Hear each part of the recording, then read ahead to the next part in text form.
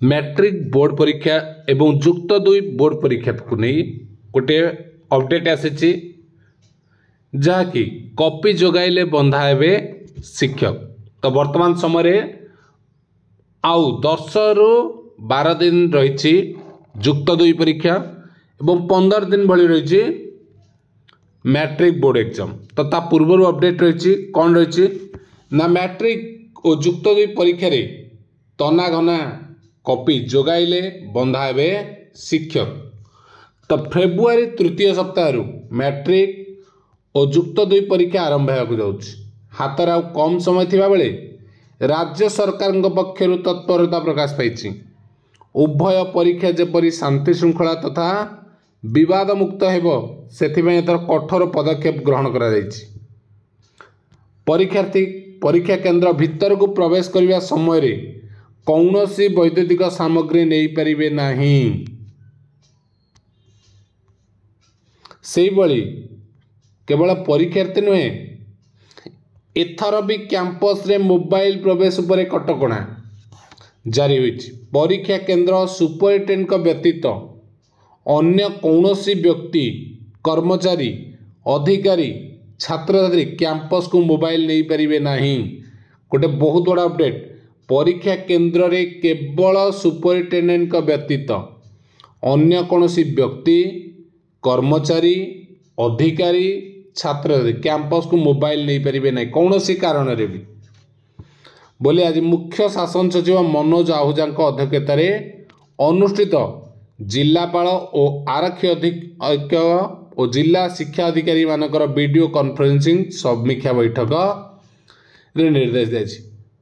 बैठक रे निया निष्पत्ति अनुसार प्रश्नपत्र पैकेट खोला जिबा समय रे जेतेबेले खोला जीव सरकारी अधिकारी किंबा शिक्षक मोबाइल पाखरे रखिबे नहीं। केंद्र भीतर को जिबा पूर्वरु मुख्य फाटक निकट रे परीक्षार्थी शरीर को भल भाव में जांच करा जिवो माने चेकिंग करा जिवो। केवल अध्यापिका ही छात्री को जांच करिवे। परीक्षार 30 मिनिट पूर्वरु परीक्षार्थी को केंद्र भीतर को प्रवेश लगी अनुमति दि जाइजिवो। एने फाटक निकट रे बड़ अक्षर रे नोटिस मध्य लागिवो। परीक्षा आरंभ होबार 15 मिनिट पूर्वरु परीक्षार्थी सीटिंग रे बसिबे। परीक्षा केंद्र निकट रे जेपरि अभिभावक एकाठी न हुवंती सेथि प्रति मध्य बैठक रे निष्पत्ति नै जाइछि।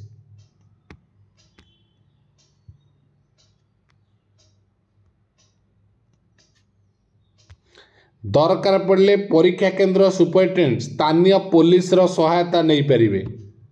जदि परीक्षा केंद्र रे कौनसी शिक्षक ओ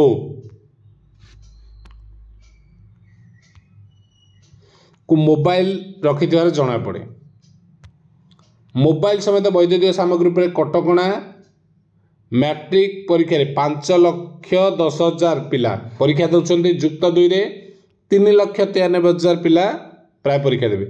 जुक्त दुई रे कॉपी रखा जिले में रहिबो स्वतंत्र स्क्वाड। तो चलित वर्ष जुक्त दुई रे 2 लाख जुक्त दुई रे 3,93,618 जन छात्र छात्री परीक्षा देवे।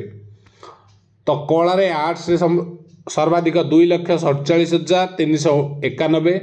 विज्ञान रे 1,14,980। वाणिज्य रे 25,526। धंदामूलक रे 5,721। से बरी फेब्रुआरी 18 मार्च 17 पर्यंत अनुष्ठित होगा परीक्षा 205टी परीक्षा परिचालना हब एवं 1276टी परीक्षा केंद्र होइछि। परीक्षा केंद्र रे 2 स्तरीय सुरक्षा व्यवस्था रहिबो। परीक्षार 1.5 घंटा आगु अर्थात 8:30 भितर केंद्र रे प्रश्नपत्र पहुँचब। जो माने प्रश्नपत्र लीक करेंगे किंबा सामाजिक गणमाध्यम भूल खबर प्रचार करेंगे सेमानक विरुद्ध रे कार्यानुष्ठान नियाजिबो। एटा गोटे बहुत बड़ देख बहुत सारा यूट्यूब रे कहते ओरिजिनल क्वेश्चन भाइराल है ये है सी है जो कहते जो माने प्रश्नपत्र लीक करेंगे किंबा ये गोटे बहुत बड़ पॉइंट जोटा कि सब यूट्यूब चैनल जो माने सब टेलीग्राम चैनल यही मानक पई जो माने ये जिनसटा कहउछंती देख तुम माने मध्य ताको स्क्रीनशॉट नहीं कि शेयर कर परबो जोटा कि से माने जो माने भी कहउछंती भाइराल हैला मिछ खबर प्रकाश करिवे सामाजिक गणमाध्यम रे भूल खबर प्रचार करिवे सेमानक विरुद्ध रे कार्यानुष्ठान निया जिवो एई पॉइंट को देखुथिबे ठीक अछि 30 टी जिल्ला रे 35 टी स्वतंत्र स्क्वाड रहिबे एथिपाई मुख्य कार्यालय रु 120 जन अधिकारी को जिला गुडी को पठा जिवो